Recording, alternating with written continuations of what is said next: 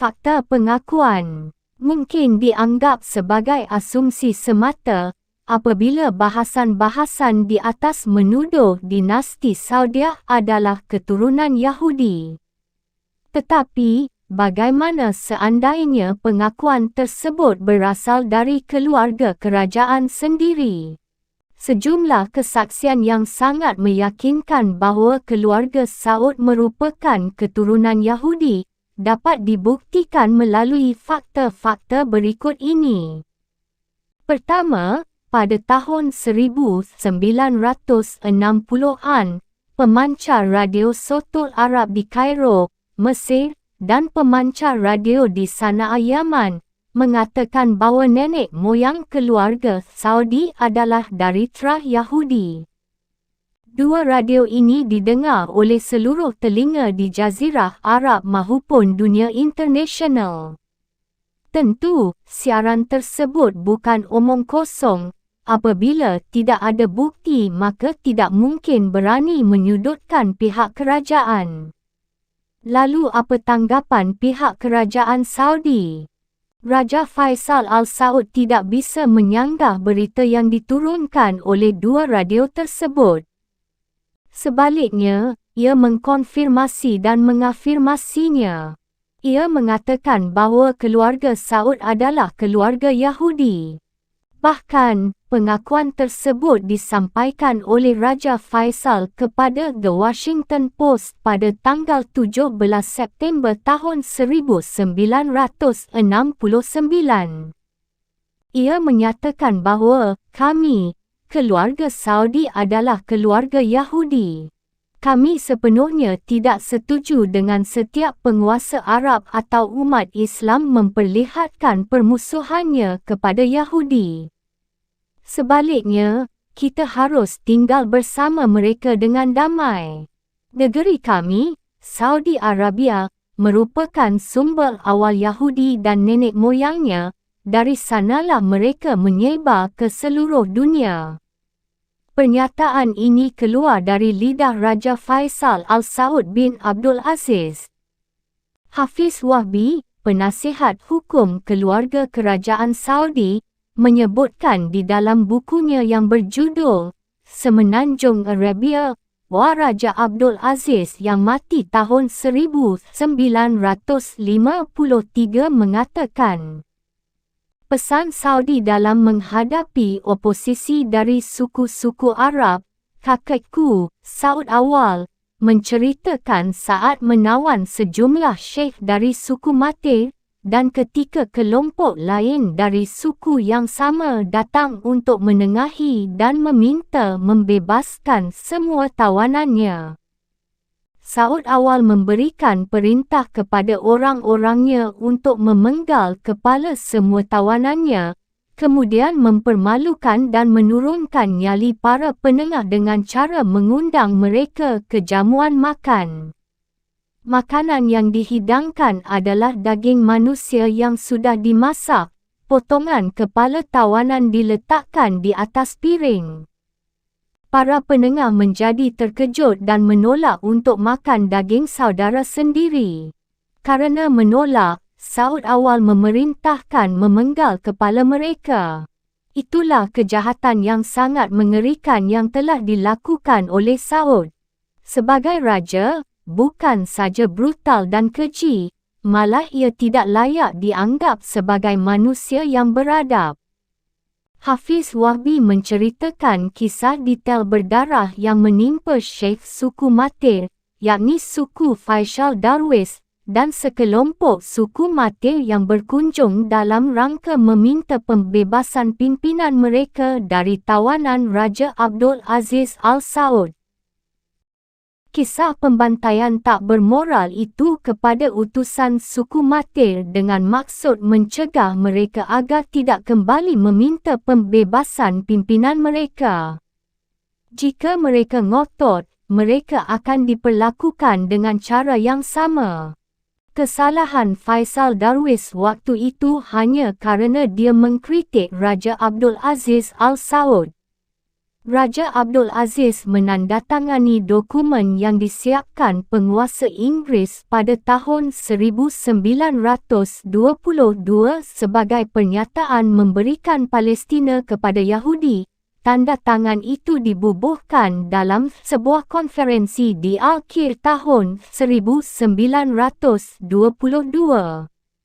Dengan kata lain, apabila anda melihat bungkamnya Arab Saudi melihat pembantaian Palestina oleh Israel dewasa ini, maka inilah alasannya.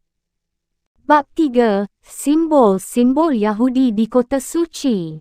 1. Tempat suci berganti menjadi tempat pemuas nafsu. Memang benar dan dapat diterima bahawa Arab Saudi adalah negara maju. Bahkan, banyak tenaga kerja Indonesia yang mencari sumber penghidupan di negara Arab itu. Dari hari ke hari, Arab Saudi melakukan pembangunan dengan dalil modernisasi. Tetapi, pembangunan kota-kota besarnya tidak lepas dari upaya pemberantasan situs-situs yang berbau Islam dan digantikan dengan gedung-gedung yang mencerminkan hedonismenya kaum Kabalah pada umumnya. Pembangunan kota-kota di negara Arab Saudi adalah cerminan dari pengaruh Yahudi Kabalis. Mungkin kota suci yang patut dilirik di sini adalah Mekah. Mekah adalah tempat lahirnya Nabi Muhammad dan tempat terletaknya Kaabah sebagai kiblat umat Islam. Namun, Mekah dan Kaabah terus mengalami pembangunan yang bersifat komersial. Beratus-ratus bangunan sedang dalam pembinaan tanpa membiarkan sedikit pun situs-situs sejarah yang berharga. Padahal, situs-situs bersejarah itu sangatlah penting. Situs-situs peninggalan Rasulullah, para sahabat, Ulafah ar-Rashidin, Khalifah-Khalifah Utsmaniyah pada abad ke-18 telah diratakan tanpa sisa. Dalam satu malam, sisa-sisa sejarah umat Muslim itu dihancurkan untuk membangun Menara Abraj al-Bait. Padahal, ia hanya tempat untuk bersantai dan bersenang-senang demi kepuasan nafsu. Pertanyaannya, jika mereka memang pembela Islam, maka logika apa yang mereka gunakan? Mengapa mereka menghancurkan peninggalan Islam dan membangun situs-situs baru yang memuja hedonisme? Kemana mulut-mulut para ulama Wahabi itu? Mengapa mulut mereka bungkam? Apakah sudah disumbat dola oleh para Kabalis? Abraj al-Bait adalah hotel mewah yang terkenal. Di puncak bangunan hotel terdapat simbol-simbol kaum Kabalis. Sungguh menyesakkan dada apabila hal itu dibiarkan oleh orang-orang yang mengaku pembela Islam. Apa sebenarnya tujuan pembangunan Abraj al-Bait itu? Apa keuntungan pembangunan hotel berbintang tersebut bagi umat Muslim? Gubernur Mekah, Khalid Al-Faisal, sering menggaungkan programnya, iaitu ingin menjadikan kota Mekah sebagai pusat peradaban abad 21. Ini sungguh tidak bisa diterima. Sebab, mereka selalu mendengungkan bahawa tempat tinggal Rasulullah dan para sahabatnya adalah bid'ah.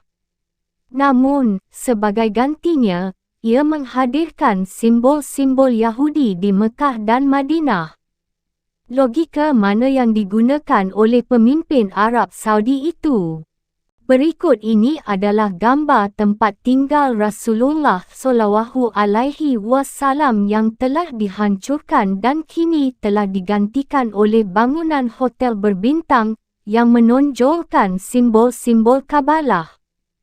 Mungkin dalam pandangan penguasa Arab Saudi, menghadirkan simbol Yahudi adalah lebih baik daripada mempertahankan situs-situs warisan Islam, Rasulullah SAW dan para sahabat. Pembangunan kota Mekah seharusnya dimusyawarahkan oleh umat Islam seluruh dunia. Sebab Mekah dan Madinah bukanlah warisan yang menjadi hak milik orang-orang Arab Saudi, melainkan semua umat Muslim.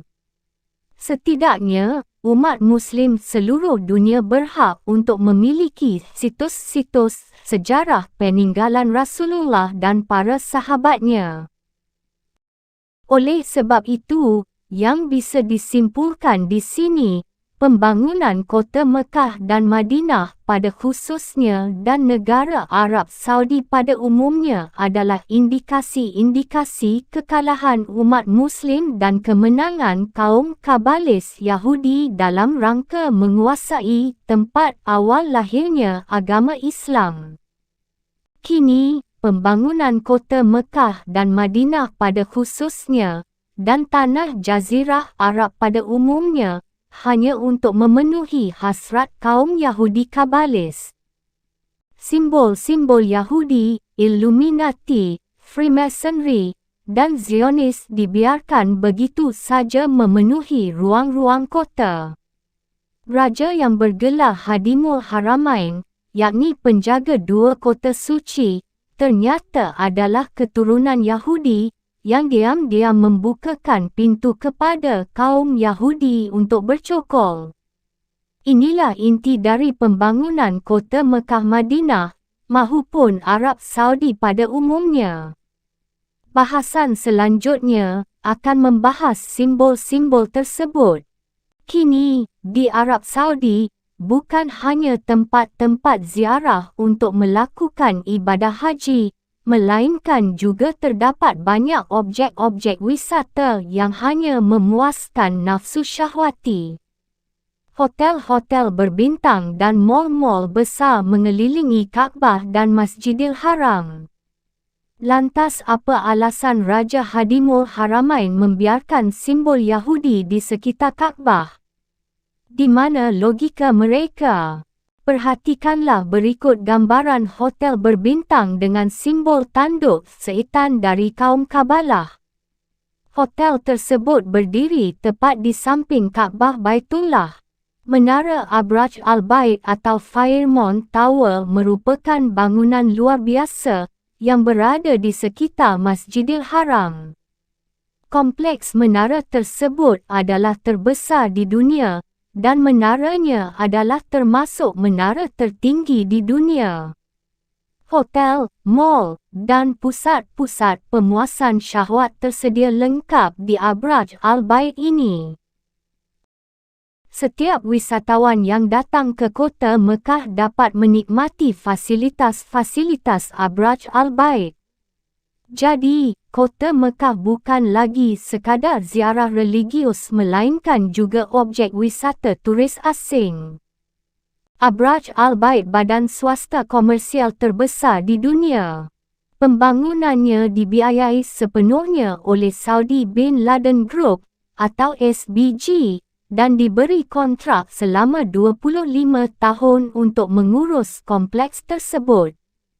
Sebahagian penghasilan akan disalurkan kepada wakaf Malik Abdul Aziz. Tetapi, SBG mempunyai hak terhadap keuntungan dari Abraj Al-Bait setelah melewati tempoh 25 tahun yang tercantum dalam kontrak. Artinya, kota Mekah sudah tidak lagi menjadi pusat ibadah, melainkan juga pusat komersil dunia. Sebelum pembangunan Abraj Al-Bait, umat Muslim dijanjikan bahawa menara ini akan menjadi salah satu kebanggaan umat Muslim.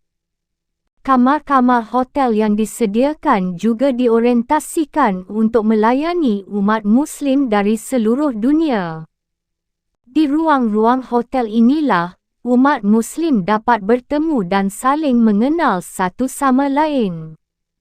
Ternyata, janji sebatas janji. Janji manis hanya di bibir saja. Kenyataannya, kamar-kamar hotel tersebut dikelola oleh Yahudi dan memiliki relasi dengan Fairmont Hotel dan serangkaian tempat hiburan, seperti kasino di Monte Carlo hinggalah Tel Aviv, yang kesemuanya berada di bawah kekuasaan finansial Yahudi. Fairmont Hotel sendiri, yang menjalin kerjasama dengan Abraj Al Bait, didanai oleh Benjamin Swick, seorang banker dan aktivis Yahudi di San Francisco pada tahun 1945. Benjamin Swick merupakan tokoh Yahudi dan termasuk salah satu tokoh Yahudi paling berpengaruh. Dialah pemilik Fairmont Hotel yang menjadi kerjasama dengan Abraj Al Bait. Dengan kata lain, kuasa Yahudi sudah berada sangat dekat dengan Kaabah, yang direpresentasikan dengan adanya Abraj Al Bait.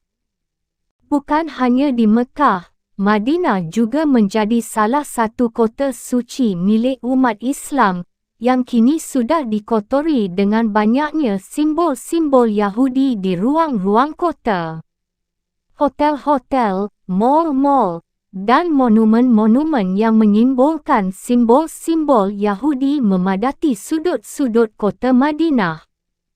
Mungkin, fenomena modernisasi Mekah dan Madinah pada khususnya, Arab Saudi pada umumnya, adalah bentuk nyata dari ramalan Rasulullah SAW 14 abad yang silam.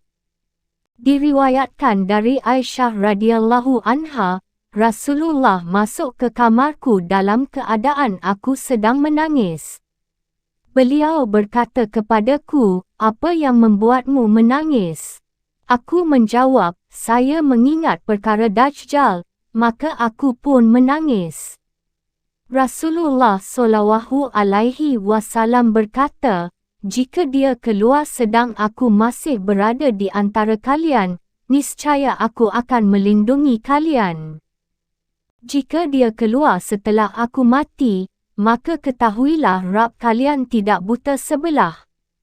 Dajjal keluar bersama orang-orang Yahudi Ashbahan hingga datang ke Madinah dan berhenti di salah satu sudut Madinah.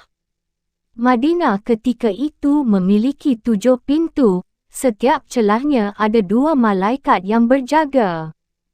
Maka keluarlah orang-orang jahat dari Madinah mendatangi Dajjal. Hadis riwayat Ahmad, Abdullah bin Ahmad, dan Ibnu Hibban. Kini, simbol-simbol Dajjal yang dimaksud Rasulullah sudah bertebaran di ruang-ruang publik maupun di sudut-sudut kota Mekah dan Madinah. Sudah saatnya umat Muslim prihatin dengan kondisi ini. 2. Simbol-simbol Illuminati di kota suci. Kota Mekah dan Madinah adalah 2 kota suci umat Muslim. Namun kesucian tersebut kini telah terkotori dengan adanya simbol-simbol kaum Kabalis di semua ruang kota. Bahkan, simbol tersebut berada di jantung kota dan titik-titik strategis. Lebih dari itu, simbol-simbol yang terkadang berbentuk monumen ini seringkali dijadikan objek wisata, kebanggaan kota, ataupun mendapat pemaknaan berbeza, sehingga keberadaannya bukan sesuatu yang dibenci. Sebaliknya, ia diakui menjadi salah satu keunikan kota. Ada banyak simbol Illuminati, Freemasonry, dan Zionis di Arab Saudi. Berikut simbol-simbol tersebut. Tugu geometri di Jeddah. Tugu geometri ini berada di Engineering Square, kota Jeddah. Letak tugu tersebut berada di lapangan Al-Handasa. Tugu geometri menjadi salah satu landmark ternama di kota Jeddah, kebanggaan masyarakat, dan menjadi salah satu objek wisata popular. Letaknya sangat strategis, ia berada di salah satu persimpangan jalan terbesar. Setiap orang yang berjalan melewati pusat kota, maka mereka akan melihatnya dengan mudah. Sehingga, tanpa disadari, umat Muslim Jeddah khususnya diakrabkan dengan simbol Yahudi ini. Di tengah-tengah alun-alun kota ini terdapat satu alat geometris raksasa seperti kompas, busur derajat, segitiga dan penggaris. Ini adalah salah satu alat geometris terbesar di dunia. Terlepas makna-makna yang dipercaya oleh masyarakat Jeddah dan makna yang sengaja disembunyikan, kita dapat melihat simbol-simbol yang serupa yang dimiliki oleh kaum intelektual Illuminati dan Freemasonry yang memuja positivisme. Perhatikanlah simbol-simbol Illuminati berikut ini. Ilustrasi benda-benda yang paling disukai kaum Freemason dan Illuminati. Keberadaan tugu geometri di tengah kota Jeddah menimbulkan pertanyaan besar di benak para peneliti simbol-simbol. Bahkan, bagi ilmuwan yang sudah paham dan tidak asing dengan simbol Yahudi, mereka akan bertanya-tanya, mengapa simbol-simbol Yahudi sudah berada di pusat Islam, Arab Saudi? Apakah tokoh-tokoh Illuminati dan Freemasonry sudah bertempat tinggal dengan nyaman di Mekah dan sekitarnya? Kingdom City of Jeddah dan Al-Faisaliyah Tower. Selain tugu geometri, terdapat simbol Illuminati Freemasonry yang lain, yakni menara pusat kerajaan yang dibangun di sekitar Riyadh, ibu kota Arab Saudi. Bangunan menara ini berisi ruang perkantoran, apartemen, toko, dan hotel. Di bahagian atas bangunan terdapat dek observasi. Kingdom City of Jeddah merupakan bangunan tertinggi dunia yang akan mengalahkan Burj Khalifa, setidaknya dengan 568 kaki atau 173 meter di atasnya. Bangunan-bangunan ini, anehnya, memiliki kemiripan dengan bentuk-bentuk bangunan yang dipuja oleh kaum Kabalis Yahudi, beserta organ-organ bentukan mereka. Bentuk yang paling mereka sukai adalah bangunan yang mengkerucut ke atas, mirip piramida. Perhatikanlah bentuk bangunan Tower Faisaliyah di bawah ini. Setelah anda mengetahui bentuk-bentuk bangunan Tower Faisaliyah dan Kingdom City Jeddah, maka bandingkanlah dengan simbol Illuminati berikut ini. Tugu Bolia Jeddah. Banyaknya bangunan-bangunan kota di Arab Saudi yang serupa dengan simbol-simbol Kabalah Yahudi, menunjukkan betapa pengaruh Yahudi Kabalis di negara Islam tersebut sangatlah besar. Simbol mata juga terdapat pada tugu bola di kota Jeddah. Perhatikanlah tugu tersebut seperti di bawah ini. Satu hal yang mungkin perlu dicermati bahawa kaum Illuminati adalah kaum ilmuwan. Sedangkan kaum Freemasonry adalah kaum arsitek atau ahli bangunan. Kombinasi antara ilmuwan dan arsitek adalah kombinasi yang sempurna. Sehingga sangatlah masuk akal apabila karya-karya mereka berkaitan erat dengan persoalan pembangunan, khususnya bangunan-bangunan fisik. Kerjasama Illuminati dan Freemasonry menghasilkan sebuah skil yang cukup dibutuhkan dalam rangka membangun suatu kota. Karena imajinasi kreatif Illuminati dipadu dengan kreativitas arsitektur kaum Freemasonry. Tugu Atom di Jeddah. Gabungan antara imajinasi akademis Illuminati dan kreativitas arsitektur Freemasonry menghasilkan tugu atom berikut ini. Monumen Pelabuhan Jizan. Berikutnya adalah simbol yang berada di Pelabuhan Jizan, Arab Saudi. Anda akan menemukan monumen seperti di bawah ini. Bandingkan monumen di atas dengan ilustrasi mata satu seperti yang tampak di bawah ini. Monumen Jeddah Eye. Bukan hanya itu, tugu yang secara terang-terangan menggunakan All Seeing Eye adalah tugu mata di Jeddah. Perhatikanlah Jeddah Eye di bawah ini. Tugu Pedang di Jeddah dan Museum King Abdul Aziz. Kota Jeddah adalah pusat simbol-simbol Yahudi. Di sana sini banyak ditemukan monumen-monumen berbentuk obelisk maupun mata satu. Salah satu tugu lain yang berbentuk obelisk adalah Tugu Pedang dan Museum King Abdul Aziz. Perhatikanlah gambar-gambar di bawah ini.